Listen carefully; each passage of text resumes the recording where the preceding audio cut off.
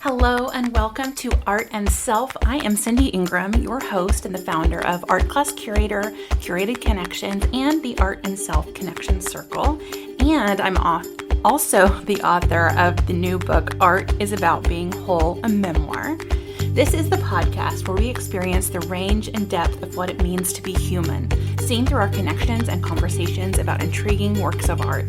These art conversations are here to show you that art is here for you as a catalyst, a challenger, a coach, and a comfort. If you love listening to these insightful conversations and want more connected content about connecting with art, I invite you to check out my new book, Art is About Being Whole, coming out on October 31st, 2023. You can get more information and sign up for book updates at artisaboutbeingwhole.com. Hello, welcome back to the podcast. Before we get started with today's episode, I want to invite you to a couple of workshops that I am doing at the beginning of December. They are free workshops, and it is December 5th or December 7th, the same workshop, just two different times and days. The December 5th one is at 11 a.m. Central. The December 7th one is at 5 p.m. Central.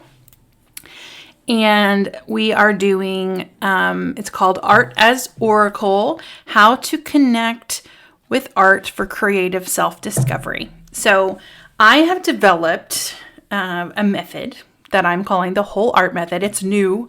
It is based off of some of the things I've done before, but I decided to sort of synthesize it and create this method to help people connect with works of art.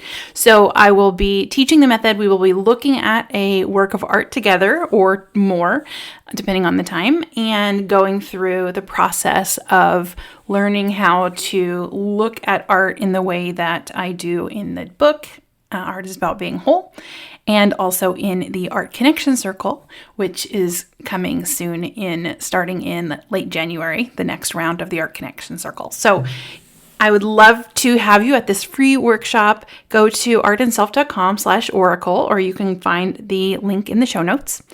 And then today on the podcast, we have Madalyn back. So if you're a longtime listener, you know that Madalyn and I have done lots of episodes together where we look at and talk about art.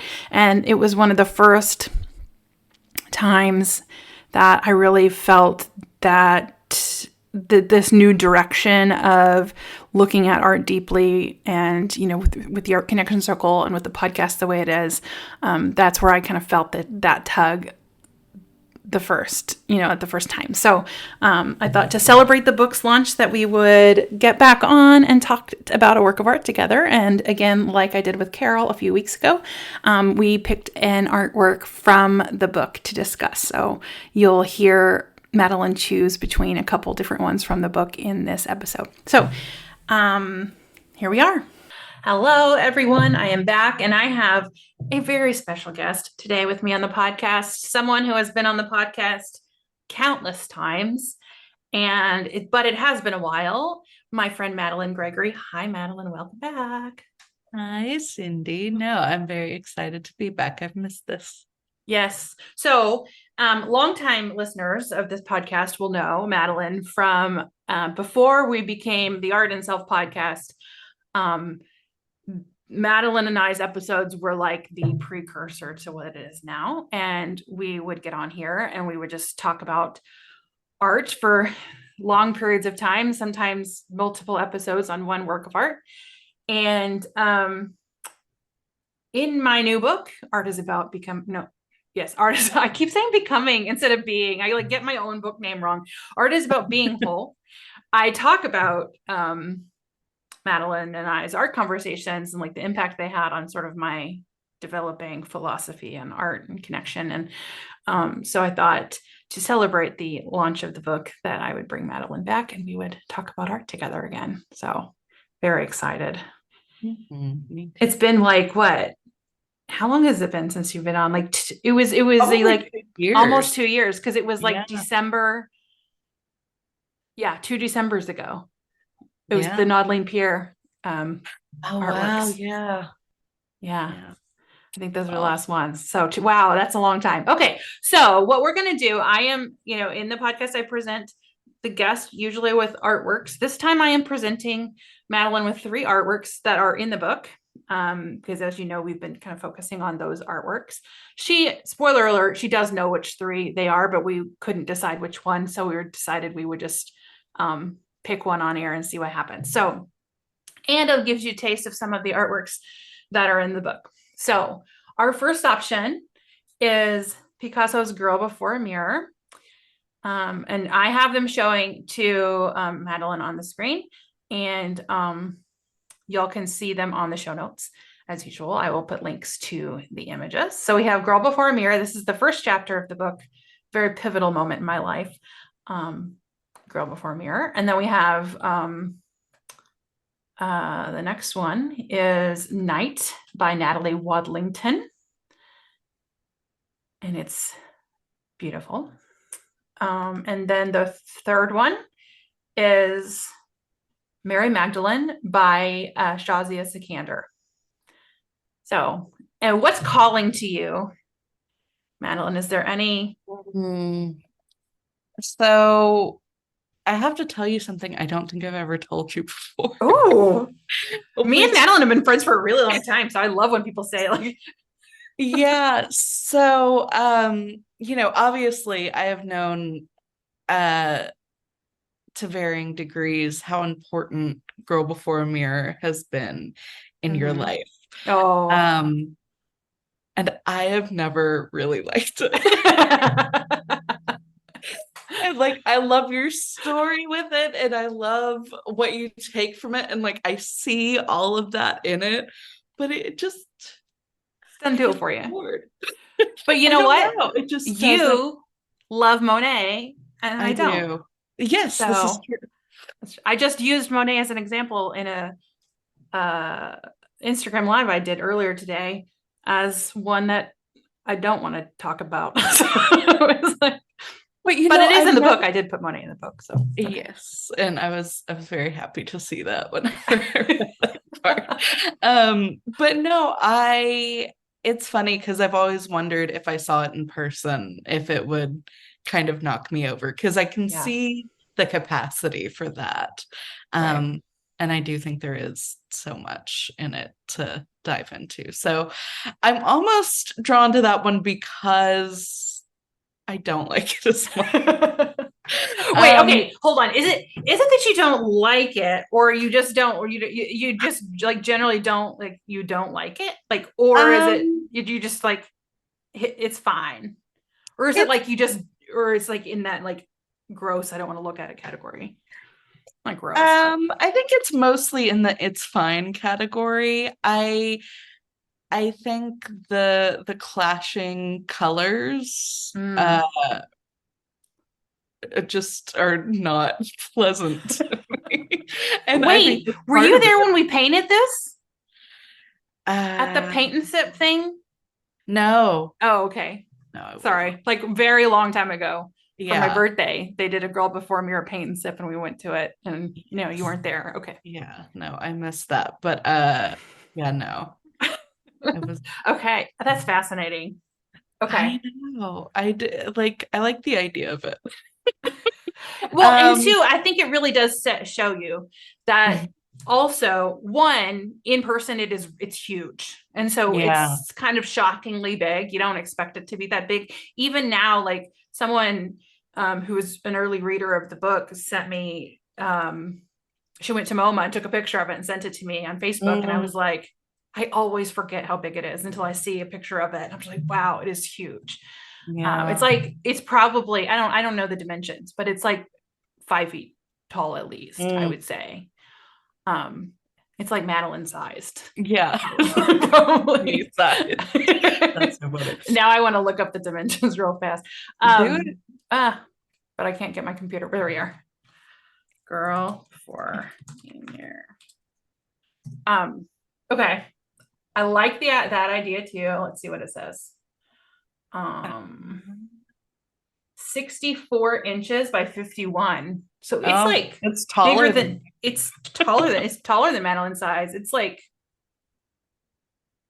It's between us, I guess. 5.3 feet tall. Yeah. 0.3 is 5'4". Yeah, so it's like right between me and you. Okay. Um, okay. Y'all don't care about our heights, but Probably not. I'm tall, Madalyn's short. Okay. Indeed. All right. Okay, so Secrets there's being that. revealed. Okay, and then we have night, which is the other And option. then we have night, which Also giant in person. Yeah, I love the colors of this. I feel like I have a lot to say Okay. and think about it. So that's definitely a contender. Okay. And then We'll look at Mary Magdalene one more time, and then yeah. you will decide. Oh, I do love Mary Magdalene.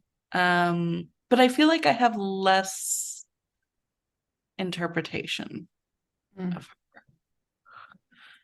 at least on the surface. Yeah, like I would probably disagree with that. I was like, I bet the more you talked about it, the more you'd find. That's true of any artwork, though. Mm-hmm. It That is. we've I have proven witnessed. that to be true. Okay, so maybe this one is not as a contender. This one you were like a little bit less A little excited bit. about. Okay, Yeah. go with your gut, your heart. You're not going to upset me if you don't choose Girl Before Okay. Mirror. Uh, I'm not putting any pressure on you whatsoever. I like both artworks. okay. Then I think we should do night. Oh yeah, I had the feeling. Okay. My gut was that you were trying to want to choose Girl Before Mirror, but you really wanted to choose Night. So Yeah, I think you're we right. should do it. Yeah. Okay. Okay. Did you see this exhibit when it came to Dallas? No. Oh, yeah. I wish I had. It's I've not been going to the museums enough. I know. When you have to like go to work, I know. it's hard. I'm gonna get the dimensions of this too, just so you have an idea. Okay. I'm trying to search for it and it's pulling up my book manuscript. So I'm trying to get, Oh, there we go. The book manuscript actually might have the dimensions. Some of them do and some of them don't. Well, it's taller. It's probably 6 feet by 6 feet if I had to guess. Oh, wow. Okay. Okay. So let's start with a description for those listening. I will of course put this in the show notes. But go ahead and describe it for our listeners, and I'll fill in any gaps. Okay. So overall, it is a painting, I'm guessing, of a person, I think is a woman that is sitting outside on some grass. It looks like a backyard, and is holding a flashlight up to her foot, and there are like some ants crawling on her foot. And she's on the left, kind of almost in the middle of the painting, and behind her is a fountain with like three little pools, and some rocks around it, and behind that is a fence, and it's nighttime, and there's like stars and a full moon in the sky, and then in front of her there's like a little step up to, a walkway, or maybe it's a porch, where there are her, you assume, pink sandals, sitting there. And then on the other side of the walkway, there is a snake slithering on the ground. And then on that side of the painting, there is another fountain that kind of looks like fish is with a very wide mouth. Like I get the impression that it's almost like vomiting into it. But there's no actual water in there that I can tell. And then there's shells, like it's a cylinder kind of. So and then around that are roses and like thorns. And then behind that, there's two lawn chairs, or really not lawn chairs, but like what you would Camp take. chairs. Camp chairs. There you go. Yeah. And between them is like a fire pit with some flames going up, and that's just underneath the full moon. And then between the camp chairs and the fountain with the three tiers is like a little it's not quite a tree, but it kind of looks like a tree, but bush size, but it's also Yeah. like the leaves reach above the fence line, so just kind of looks a little stunted Yeah. maybe. And then in between kind of the two halves of the painting, there are circular, it almost looks like steps, like little cement steps. There are three of them, but they have handprints in them, kind of like, whenever kids with the modeling clay or whatever will put their handprint in them.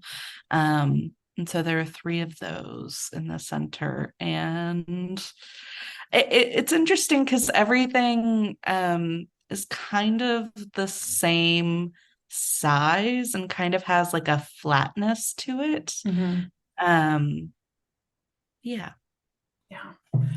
Good description. Like you covered it all. The only thing I would say is like those little paver stones with the handprints. Like they also have Mhm. like a little purple jewels or marbles Yeah. set in there, and then they Yeah. also Almost like have little gems or years. something. One of the bottom says 20, like a hyphen, then 20, then it says 21, and then it's the top one says 22. Oh, is that what it says? Okay, I Yeah, couldn't quite tell. yeah. Okay. And I did look up the dimensions while you were talking, 8.5 feet by 8.5 feet. Oh, even bigger. Yeah. Okay, wow. And the exhibit, which I saw this in, it was just her work.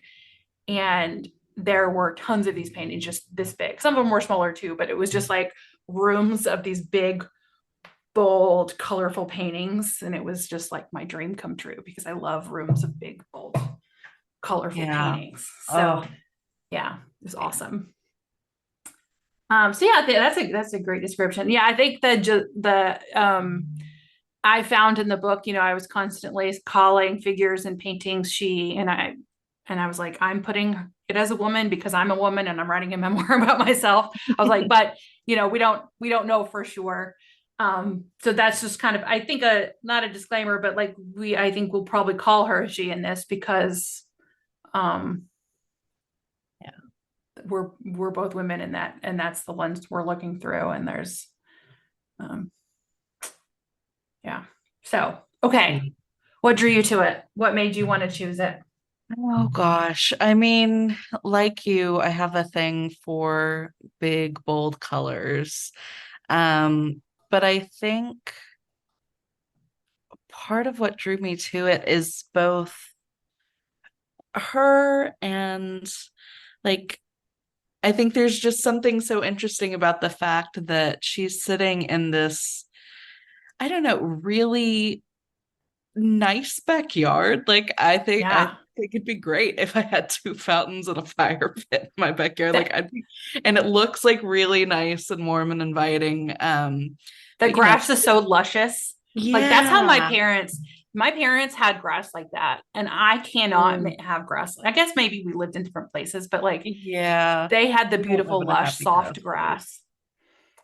Um, Interesting. Yeah, yeah, because like I did, but she's in this place, but like she's not enjoying the fire. She's not like looking at the moon or anything.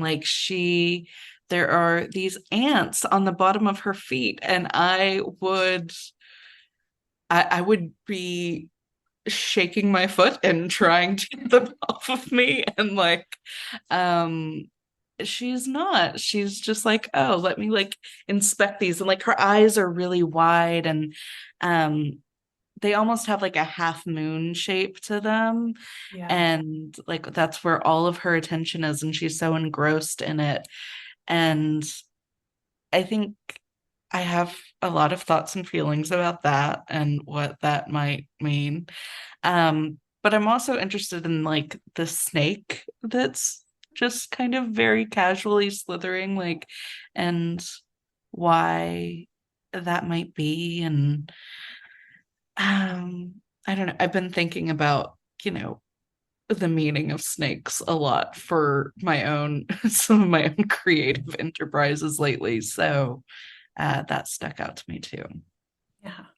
Yeah. So I think, yeah, you first were drawn to her and her figure. So let's talk about that a little more. I love how engrossed she is with those ants too, because I imagine too, if it was me, I would be like wiping them away. I would be getting off of that grass because I'm like, there's ants here. Mm-hmm. I'm not gonna sit here with bare legs on grass. But she's got a flashlight. She's shining them on her foot. Her eyes are wide open. Her mouth is in this like captivated, like curious look, and then her whole body is like contorted into a Mm-hmm. really uncomfortable looking position. Like Yeah. I don't think I I could put my body quite like that Oh, I wouldn't for very want long. to. It looks very uncomfortable. Cause like, yeah, she's like hunched over and her face is fully sideways and like she's holding her foot up to her face. And then like it's really interesting too, her hands are like it's interesting that there's handprints on the like stone, the foot stones, or I don't know what to call them, but um because those hands look about, I feel like, actual human hands, but Yeah, hands look like, and her hands are like almost, they're almost like claws. they Like the are. I've never fingers, noticed that. yeah, the fingers are like stubby and they're a different color. Like her skin has like this blue tint to it, but the fingers are like pink, and even like the way that the hand that's holding the flashlight, like her wrist is at a very unnatural angle, and um she has very thick thighs, which I love as a thick-thighed person. Yeah, same. um and yeah, but like her body, it almost, I think maybe because it's got that blue hue, like her body almost looks like stone, Yeah, but it's also yeah. very like curvy and full. I love it. And yeah, and if you like her whole body too is like in a circle. Like the her Mm-hmm. hair kind of comes and her head sideways, it comes into a curve down into her arm, which curves into her thigh, which curves into her other leg, which curves up.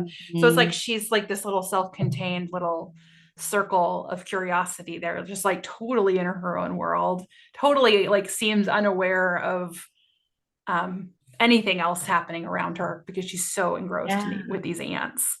Oh, there's so many circles. Now that you say that, I'm seeing Ooh, like all the circles. yeah, there are. Mhm. Just about every part of the painting Yeah, like has a is made of circle. circle. Yeah. Um, mm. I have to, one thing I didn't mention was on like the step up to like it looks like concrete little porch or whatever. There's another ant. So there's two ants on her foot. And then there's a third ant um that's like on the step. And it's just kind of like the direction it is in, it almost looks like it's looking at her, looking at the ants on her foot. Oh, that's Like, interesting. and I think that's, yeah, because I don't know. I think because she's so engrossed in it, like she gives me this feeling of like being in like balance and in peace with like the nature Yeah. around her. And we've got like this fire and the water on opposite sides, and like I don't know, like I've realized, especially in like the last year, that I really think of nature um as like a very sacred, like spiritual thing. And I don't know, like I feel like she is fully in that in a way that I want to be. And I've always said curiosity is one of my core values, and I feel like she is embodying curiosity too. But also she's so curious about the ants, like she's not noticing everything else around her, which Yeah. I think is also like, I don't know, I immediately think of like the problems that like I'm like, oh, I'm so focused on this one idea or this one thought, and I'm not seeing the whole world of things around me and like what we can actually give our attention to. Yeah, but I also okay. Had you in everything you just said? I had five thoughts, so I'm gonna like which one I choose. Um, okay, so there was the curiosity. Okay, oh, which one do I choose? Okay, because the last one hit me at. Okay, I'm just gonna go with what you said last, and I'm sure the Okay. other stuff will come back around. Um, okay, no, okay, no, sorry. I'm like, I'm gonna go back just a little, and then I'm gonna get there. Um, so you were talking about like the sacredness of nature and like how she's really like in it and embodying that sort of connection to nature. And she's in the grass, just curious about the ants. She's just like feeling at a peace and safe there.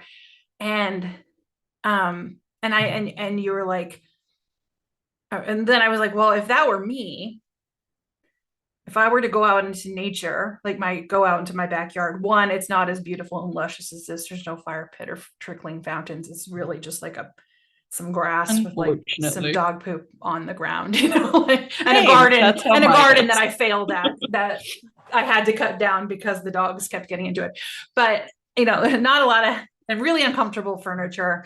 But if this like one, my importance of like being comfortable is real. Like, I always have a blanket or a pillow, I'm like in soft clothes and I'm like going outside. I'm like, oh, that air might be a little too humid. It might make my skin itch or like the grass, or the ground might be too hard and my back's going to start to hurt or, like all the things that would go with that. And then also like putting myself into that position would be uncomfortable. Having bugs crawling on me, also uncomfortable. But then I look at her and it's just like, like how do you like release all of that and just like allow yourself to fully be in like the beauty of that moment? Yeah, it's very meditative looking. Yeah. Like that, and if this is definitely one. If I were to show students, I would be like, "Well, what sounds would you hear?" Because the crackling of the fire, the trickling of the water. You could even maybe like that snake does look like it's moving, like the sound of the snake on the concrete, I and can like hear all the the things. Yeah, and like the wind rustling through the rose bush and like all of that. Um, like it feels so, and especially because of how big it is, it feels so present and like peaceful. Like it's even though, and this is where I'm going to get to my other thing that I thought of while you were talking, even though there are other things you could look at, there are like bigger problems or other things to pay attention to.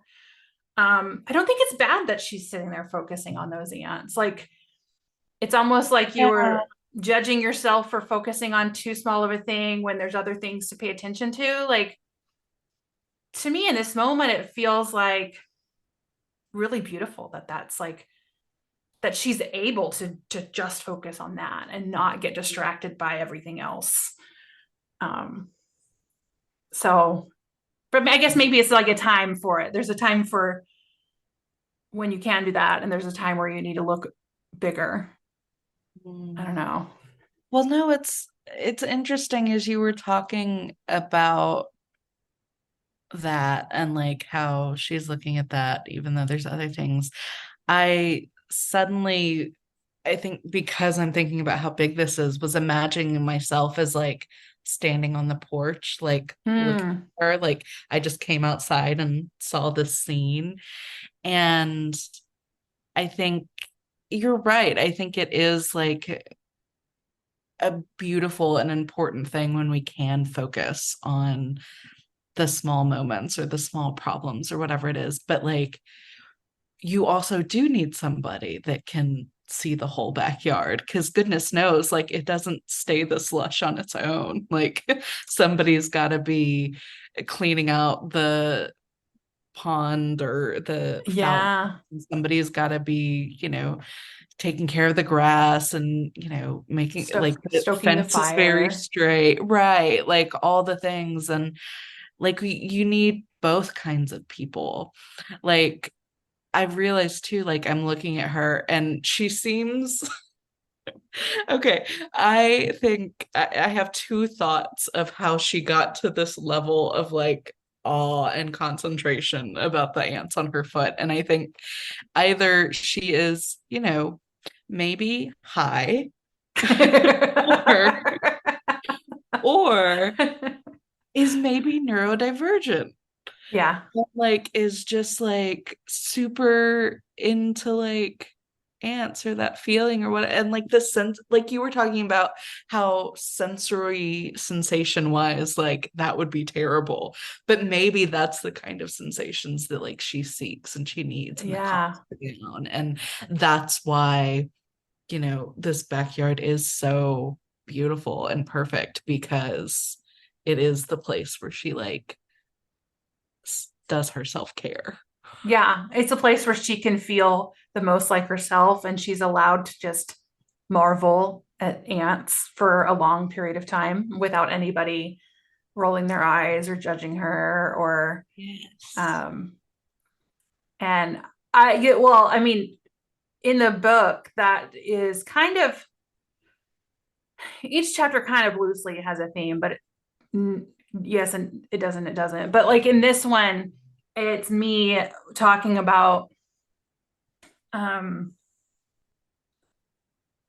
that feeling of finding who I am and being kind of okay with it. And then also like connecting back with my inner child. And I really resonate with that. You and I have called it, like we even had our very short-lived podcast, which maybe will come back one day, of more wonder, please. But it was like this idea of radical wonder, of this like and sustained curiosity. And I've always felt like I had that ability to just like marvel at something for a really long time. But for most of my life, I felt like I was annoying people when I did that. I would get eye rolls, or I would, my favorite memory of I have two of travel memories. Of one, when I was traveling with my friend Jeannie. I don't think she listens to the podcast, but uh, I would tell this to her face. It's not, it's not bad, but it was like we were traveling in London, and you've traveled with me. I honestly just go wherever I feel like going. I don't have any plan. You go where the wind blows. I do. I'm like, if I'm lost, whatever, I'll figure it out, And so we're just wandering. Yeah, we're just wandering.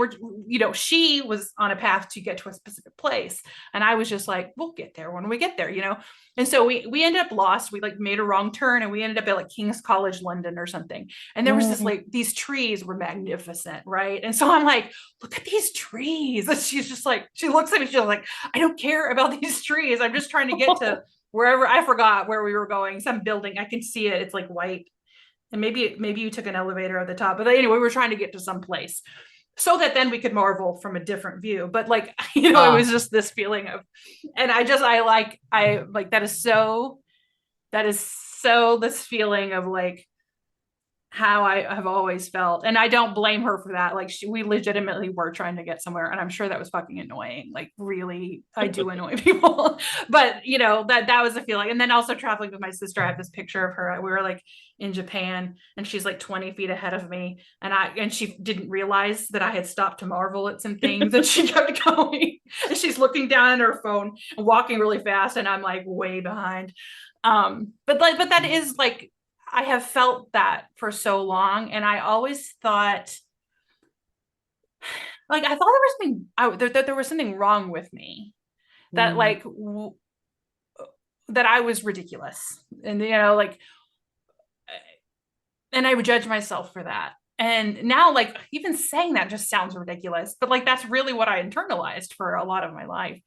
And so, yeah, when I look at this, I'm just like, she just gets to be herself and look at those ants. And she doesn't care if she has anybody to talk to about with. It doesn't look like she's like has anybody to tell about the ants, but I don't think she cares, because she's just like, I just get to look at them and I get to marvel at them. Um, that was a long-winded story to tell you, but that's it. That's kind of what I was talking about in the book. Yeah. Yeah, because I've gotten a sneak preview of the book, and everybody should get it because it's really good. Yes, And really good. it Thank you. already made me feel feelings. Funnily enough, the introduction made me feel feelings, and I usually skip the introduction in books, so I think that tells you Do something. you? Heather told me that people do that, and I was like, really? Oh yeah. Oh, no, I will give it like a paragraph, and if you have not captured my attention, I'm moving on. Wow. Okay. But Okay, I sorry, I will interrupted you. because Keep going. uh, but no, there's there's a part of the book that you were talking about that, and I think you talk about it in different ways and from different vantage points, but Yeah. there's a part where you're talking about it, and I was like, oh yes, like she put words to the feeling, because yeah, I know exactly what that's like. I I'm not necessarily a go wherever the wind blows. I'm a little more of an anxious traveler, but I I don't get getting frustrated on vacation. And there's been a lot of trips that I've taken, like especially like whenever my kids were younger and stuff, and everybody's hot and hungry and tired and frustrated and like all this stuff. And I'd be hungry and tired and all of the things too, but I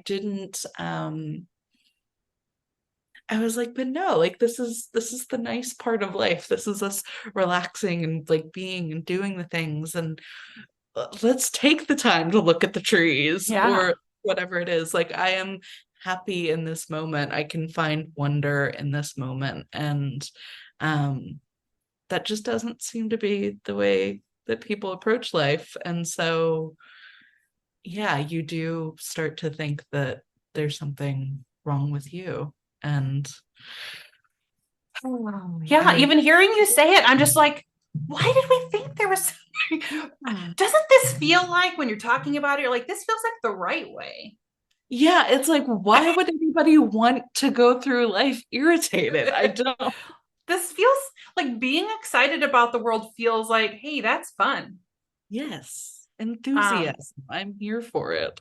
yeah, I remember like I was having some sort of um it was one of my sessions with Yola, which podcast listeners surely by now will know who she is. One, because she's been on the podcast, but two, I bring her up all the time. But she mentioned something about like, how do you feel about excitement? And I was just like, immediately, that was the moment I realized I was like, oh no, I'm scared of excitement. Like, Yeah, it I feels I shouldn't be dangerous. I shouldn't be excited about things. That was really shocking Mm. when I realized that, because I always knew that I stuffed down all the bad feelings. I knew if I started to feel anxious, to distract myself. I knew sadness, it's like, okay, let's lock that in. We keep that down. We don't, can't express any of that. But when I realized I was also doing the same to happiness, and I was also doing the same to joy, and I was doing the same to excitement, Mm. it just blew my mind. Um, Mm. but looking back, it made sense. It's like I lived a life that I didn't want to. One, I didn't want to inconvenience anyone else. I didn't want to cause anyone else discomfort. I didn't want anyone to leave me. I didn't want anyone to judge me. Yeah. And so you got to be vanilla. You've got to always Yeah. be watching. Like you can't come on too strong. You can't, but then you also can't be too boring. And so like I was constantly trying to find this like medium place where like I was just stoic, but Yeah. then that's boring. So um it's No, I totally get that. Like, I was just, I had a realization in therapy recently where I was like, oh, because, I am, I think, a certified introvert. yeah. I think you can probably vouch for that. Yeah. But, there are some spaces like work that I show up to, and I don't think anybody would call me an introvert there, which is so funny to me. But also it's because like there is like It's kind of like it was funny the way that you talked about being a teacher in the book and how like you Yeah. realized that like it just everything like lit up and like felt right. And I think there are moments in life for me that feel like that too. And so like I can be confident and I can say the thing and I can do the things or whatever, but like it does take energy for that to happen. Yeah. And I've realized that like whenever I am in more normal social situations, you know, if you go to a party or you go to dinner with a group of people and you know some of them but you don't know others or whatever, like it's so much more difficult for me to feel confident and to say things in those situations because like there's not like I don't know how to react to you. I know how to react to somebody at work. Like there's a script that we can go Yeah. with. It's like And there's rules and yes.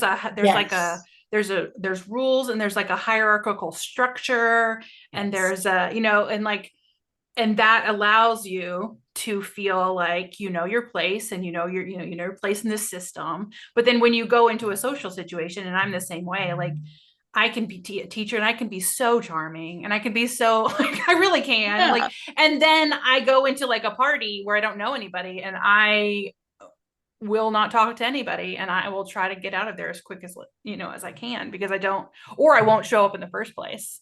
You know, Yeah. if a friend is like, "Oh, I'm inviting other people," I'm like, "Oh, I can't make it."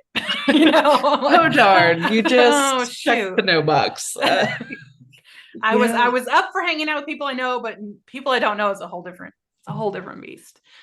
Um, and so that's kind of something I grapple with, and I talk about it in the book that like I felt like my most true self in those moments. But then there's also this argument that I'm masking in those situations. Mhm. That I've heard people say that it's more like a performance. Um, but I don't feel like that's true either.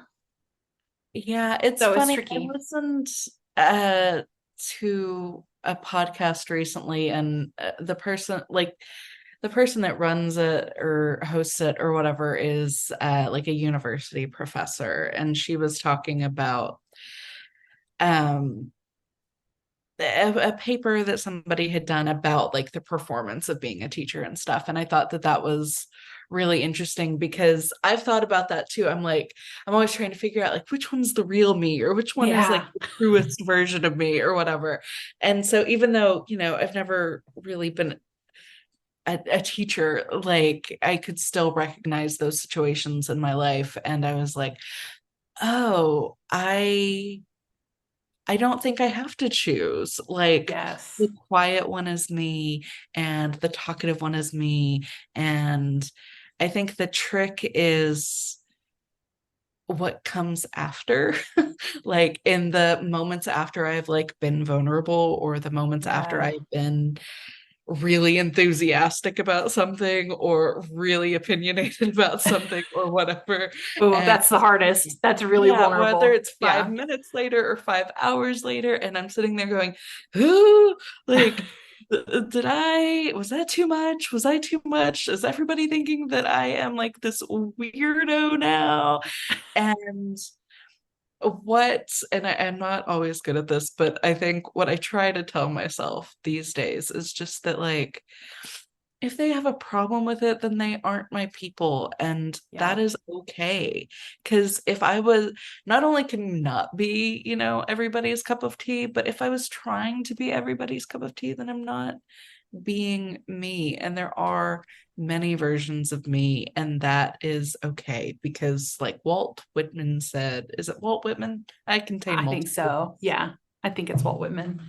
Um, preach to all of that. I loved it.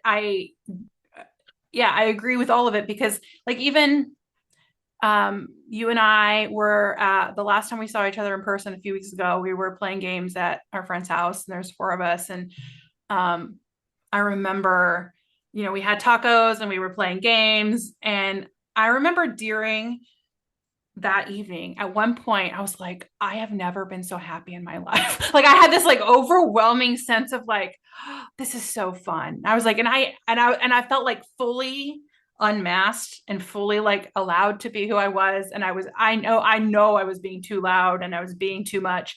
And it was just like, they don't care. They was like, they like when I'm too much, or whatever, and it was just like, oh, yes, I felt that's how I felt. And I left. And that's and then in the car ride home, I was like, The other feeling. I was like, oh no. And then I sent you a Voxer and I was like, Yeah. I hope I didn't upset you with something I said, it was just like, I started to question all of it. Yeah. But yeah, that happens. But I think it's true. It's like, you can be all the things and we are all the things. And I think that's, my book is Art is About Being Whole. And that's to me what wholeness is. It's like you are all the parts of you and they don't have to make sense. You can be both super shy and also like really annoyingly loud sometimes. Like you can be both. Yeah. You can be competitive and you can be mean about your competitiveness, or you can, and then at the same time be like the nicest person in the world. Like you can be all of those things. Yeah. It's how you feel about yourself at the end of the day is like, do you feel and are you accepting of all of those things about yourself? And to me, like, spoiler alert on the book is like, that is what I arrive at for this painting. That's like the end of this chapter is I compare this painting, like this is a representation of wholeness. Yeah. And like, to me, this is like the inside of is this the inside of a person? I don't remember. It's been too long since I wrote it and read this chapter, but it was like, these were all the different parts of a person. And like they work as a system and this and that. But now I don't remember everything I said, but you'll have to get the book to read it. Yes. Yeah. I love it. And I love this painting. And I know us, and I know that we could probably fill 4 more hours of conversation about it. Yeah. We could. And I do you, I don't know. Sorry, my voice. I was like, all of a sudden, I was like, I don't know what I'm trying to say. So my voice tried to say 10 words at once. So I don't even know what I was going to ask. Let me regroup. Happens at least one per podcast episode where I just completely forget what I was trying to say because I got too excited. No, that's okay. That is very real, and it happens to me a lot. You ever read totally this is like a complete diversion from anything we were just saying, but have you ever read of course now I can't think of it, the scientist, Feynman, Richard Feynman's book, hold on, let me figure out the name. You would probably have said yes by now. Well, I've read. Surely you're joking, Mr. Feynman. Okay, I don't know if I've read that one. I know I've read at least, I want to say 1.5 of his books. Okay. I could probably go on my Goodreads and figure it out. Yeah. If that's the one that I read. Highly recommend Surely You're Joking, Mr. Feynman. In it, and the tagline is Adventures of a Curious Character. Yeah. But every time I look at this painting, I think of Richard Feynman because, and I might be saying his name right, maybe it's Feynman, but no, I think it's Feynman. It. Okay. I think that's it. Oddly enough, it's a name that pops up a lot in my house because my husband's a big science nerd too. So, anyway, in the book, he spends an inordinate amount of time studying the behavior of ants. And ever since I read it, I'm just like, I'm totally delighted by ants, because what he'll do is he'll see, he had ants come through his window once, and he watched them and he watched their behavior, and he saw they always did the line, and then he saw that like if there was a little curve in the line, that they all followed the curve even though there was like a straighter direction this other way. And so then he started experimenting with like blocking the ants and seeing what they would do and like what new lines they would form. And so he just started like doing these little like mini experiments on this little trail of ants. And I read that a really long time ago. I think it was before I did any like self-help work besides like just therapy and like just trying to get over my anxiety. But like I remember being so delighted by his curiosity and delight interestedness about these ants. So now it's like he's like a paragon of curiosity in, in my mind. Like anytime I think about like and then he was like a super successful scientist that, like won a Nobel Prize and all the things. And like, I don't know, he was allowed to be curious and that got him really far. Yeah, I think it's funny when you were talking, it reminded me, not that he's a scientist in the same way, but I guess they're both science communicators, but like Hank Green and just how like passionately curious Yes. he is. And, he's found uh he's been popular for years on YouTube, but he is now popular to a whole new generation of people on TikTok, which is so funny to me. And now he's become like he had a video about why humans can't eat grass.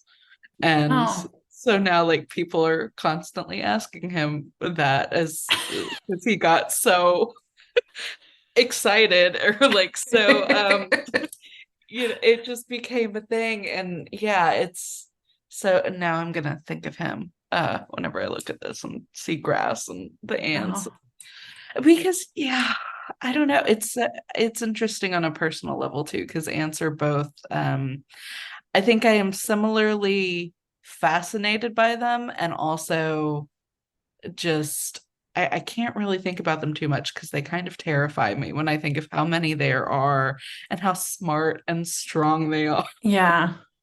What they could do if they developed If they a wanted to, consciousness it would be bad. of a consciousness of terror.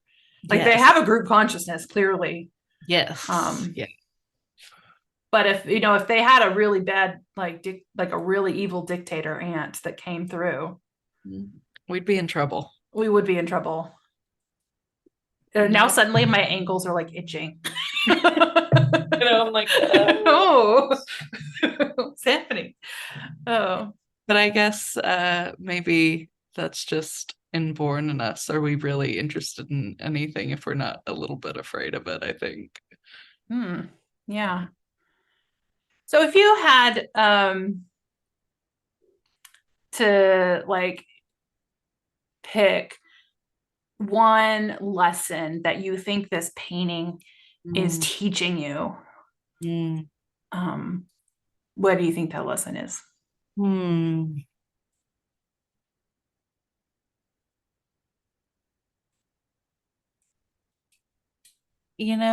I feel like I have really been on a journey of trying to figure out really how to, I feel like, take care of myself. And I mean, Mm, self-care has become like a whole thing, right? But at the end of the day, like, I don't know, I don't want to define my self-care or like think about my self-care in the idea of, what thing can I buy or what and I don't know, I'm not super great at like routines either, especially if they're like boring, and a lot of yeah, typical self-care stuff is boring. But I also have realized, there's like extra special, like, I don't know, cherry on top self-care, I feel like sometimes. But then there's also just like the maintenance self-care. Like I need to do these things to feel like a person and to be functional and okay. And I feel like that is what she is doing. yeah, um she is, created this safe haven for herself, and she is taking the time to do something that fulfills her. And it's not making her money. It's not, um, it's not making other people money. It's not like, oh yeah, just, you know, her being fully embodied in this moment. And I think that is what, I want my self care to look like. And that is Yeah, that's my lesson. I love that.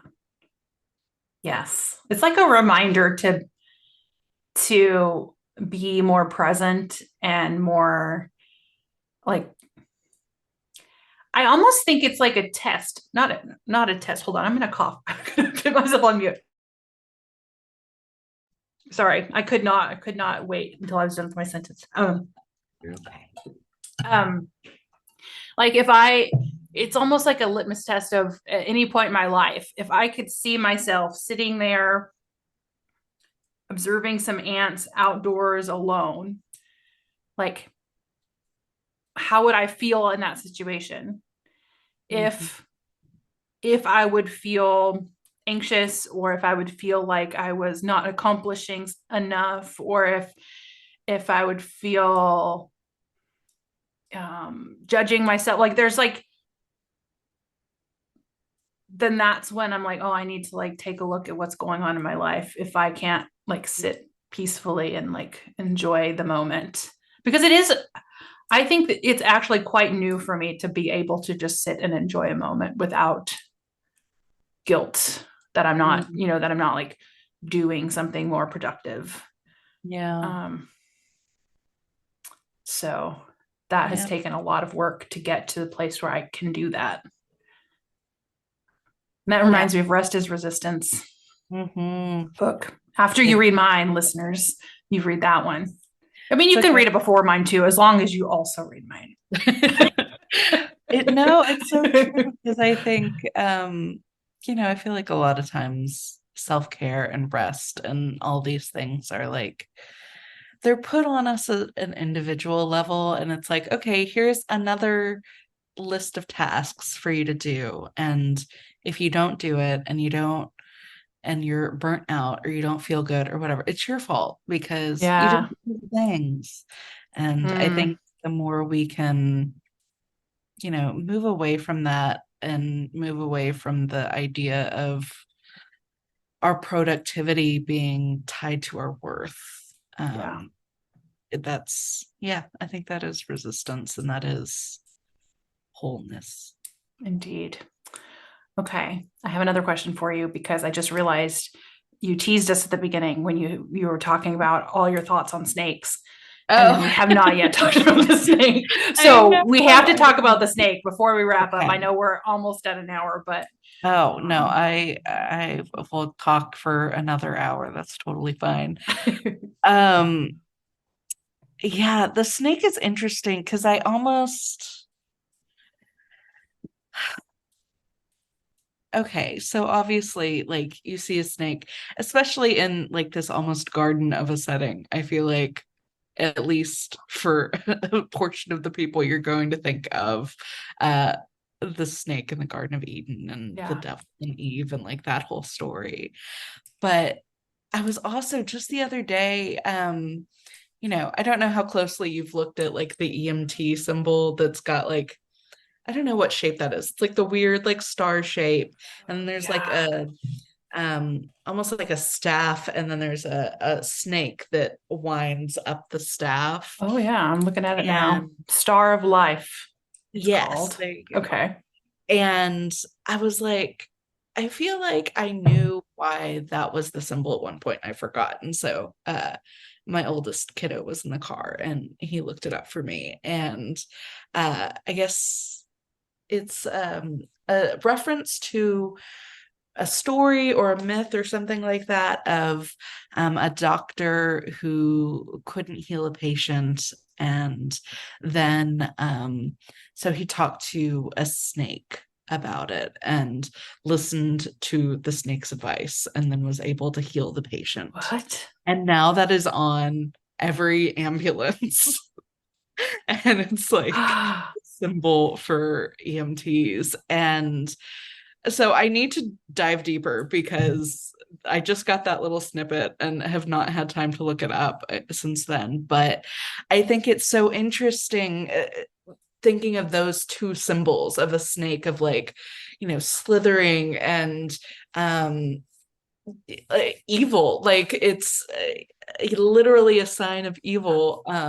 But then also there's this story of a snake Wow. being a healer and helping humanity, and that has resounded through time, but in this like much more passive way that I think most people don't even think twice about.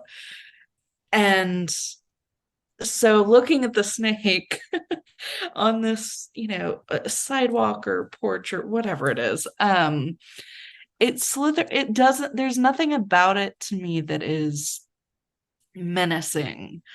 um it looks like it's just there, like it almost to me kind of speaks to like the peace that she is at, and like Yeah. the peace of like being like in harmony with nature in this moment, and it's just there. Or maybe Yeah. pet snake, I don't know. Well, it's um interesting too. Like there's so many things in this that if you view it in a different context, it's yeah, dangerous. We've yeah, got the ants, we've got the thorns on the roses, we've got the fire. I mean, even water is dangerous. The snake is dangerous. Like there's a lot of things here that in nighttime in general it can be yeah. dangerous. So it's like all of these dangerous things, but not, but in this situation, everything feels safe. That she looks safe. She's not alarmed by that snake. I'm sure she knows it's there. The snake is not scared of her. The snake's just like, hey, I'm just gonna, Mhm. I'm not feeling threatened by her presence. I'm just here too. Um, and it's quite lovely. Mhm. And I'm blown away by this snake medicine story. I think it's so fascinating. I know. I'm like, how did that end up? Because I don't know. Every time like I have a random question about something, the answer is almost always either more disappointing or more interesting than I think it will be. And Oh, I just, yeah. So I I like that snake. I I do feel too. I feel nice feelings about it. And if And I I saw that snake in my backyard, I would not like that snake. But now I think it's fine. But maybe yeah, it'll encourage me to like any snake I see. I don't know if you can hear it, but an ambulance just passed my house. That I can't feels hear it at all. okay. Well, there was a snake on it, I guarantee you. Um, but yeah, I'm so interested in that. And I have to, okay, I know again that we're probably up on time, but can That's we fine. also like take a minute and talk about the hands? Yeah, we can. Because We can talk that's the about other, anything you want. We can okay. always talk forever and ever. I know. Because okay, so you said it says what on them, 20, 21, and 22? And they have the little hash marks like it's a year. Okay, okay. Because it's it's interesting to me because I get like the one that's closest to like the I guess the foreground of the painting is the biggest, and like the second one is smaller and the third one is Hmm. smaller. And I'm really not sure because of kind of the odd flatness of the painting if that is, I guess maybe it's supposed to just represent that it's further away from us, but it also kind of seems like um it's making me think of like the hands being smaller, even though the further away they get from us, like Yeah. the years go up. So like it wouldn't make sense, I guess, for it to be it, unless it's like a reverse aging or something. Well, now too, I'm like, well, what if, I mean, this probably feels left field to me, but like the first one that we see, the biggest one is 2020.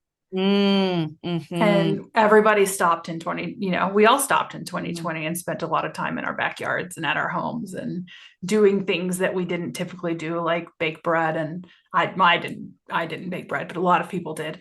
But I did plenty other, domestic things. Um, so, Oh my gosh, what if this is like her pandemic garden? oh yeah, like she built a garden during the Yeah, and pandemic. She put those shells in mhm. that fountain and she built that fire pit and Yeah, yeah. and then like now she's like commemorating it each year. Hmm. Is yeah, and I love because like I said at the beginning, like the handprints always feel so like they remind me very viscerally of like a childhood thing that you do. Like I remember there's that poem that's like about handprints and like finger smudges like on the wall and on the glass, and like I remember doing an art project, I think it was in first grade, where we like put our handprints and then that poem that was like poem's on there. I know that. I'm sure everybody listening also knows that poem. It's like a thing. Yeah. But like it's like I like the thought that those are her hands, and like that's like the way she is signing the backyard garden, if you will, because I don't, there is like like I see why you connected this to like childhood wonder, because there is something like very, I don't know, innocent about that, and like taking the time to connect with your inner child and like do something that would make them happy. And yeah, I love that. Yeah. I also see in this painting and in many of her paintings, they're a lot like this. Some of them are a little, they have like more dangerous things happening in them. But I always see my daughter Zoe in them, because she is like she will, when she is out in nature, she crouches down, and then she like plays in the sand or the leaves, or she's running her hands through the water, or she's like whatever she's doing. But she gets herself in this little ball, and then she's just lost. She is just, she's in her own world. She has no idea what anyone else is doing, nor does she care. And she's just like, or she'll be like taking, we were at the lake one time, and she was taking one leaf, and she would crouch down, she'd pick up the leaf, and then she'd drop it in the water, and then she'd watch it float away, and then she'd get another leaf, she'd drop in the water, and she'd watch it float away. And it's just like, it's so wonderful to watch her do that, and to like remember how I used to be that way. And then I'm like, then I stop, and I'm like, when did I stop being that way, and how can I start being that way again? Because it's so wonderful to like do that, and to exist without the pressure of performing or making money or being a certain way for anybody, just like to be you in that moment. A person on this planet who's delighted by nature. I love it. And I don't think I'm ever going to be a make my backyard really pretty person. Maybe if I lived in a different climate, but but yeah, I want to find my version of this. Yeah. My dream of a lake house one day. I want to buy a lake house. Oh, want one so bad. One day I will. Well, thank you for coming on here and talking to me about. Thank you for having me. About art. It felt really great. I think whenever we reinstate our podcast, we need to have one about snakes. Okay, I'm here for it. I have a page open about the snake thing, and I'm like trying not to keep bringing up the thing that I saw, like the things on them. Like, no, it's fine. This is not an episode about snakes, and we've already talked for an hour. But no, we can definitely have an episode about snakes. Yeah. Oh my gosh. And then I just thought of like the snake eating its own tail, and that's a circle, even though, okay. Oh, yeah. Okay. Well, okay. The one thing I was seeing on here is the skin shedding of the snake indicating renewal. So there's a whole shedding a skin thing. Yeah. There's endless. Yeah. There's a lot of snake stuff that we really, I mean, we don't have to wait till the podcast. We can just like next time we see each other, just have a nice combo about snakes. Yes. That's what we do. Y'all will miss out on our very in-depth Voxer conversations about snakes, but TBD, we'll share them at another time. Awesome. Okay. Do you want to point people to your website or anything like that, or are you posting on there, or do you? I mean, sure. I haven't. I will never promise to post regularly because that is just not how my brain or my life seems to work. But I do sometimes. And I actually got a new URL, which I'm sure you will have questions about now that we are talking about this. But it is maybe Zed, so MAYBEZED.com. Oh. Okay. I do have questions about it, so I will ask you those later. Okay. All right. Thank you, Maddie. It was wonderful. Thank you. I enjoyed it. Yay. Thank you for listening today to Madalyn and I's discussion. It was so wonderful to talk with her about art again. And just a reminder that I'm doing 2 workshops at the beginning of December 5th and 7th.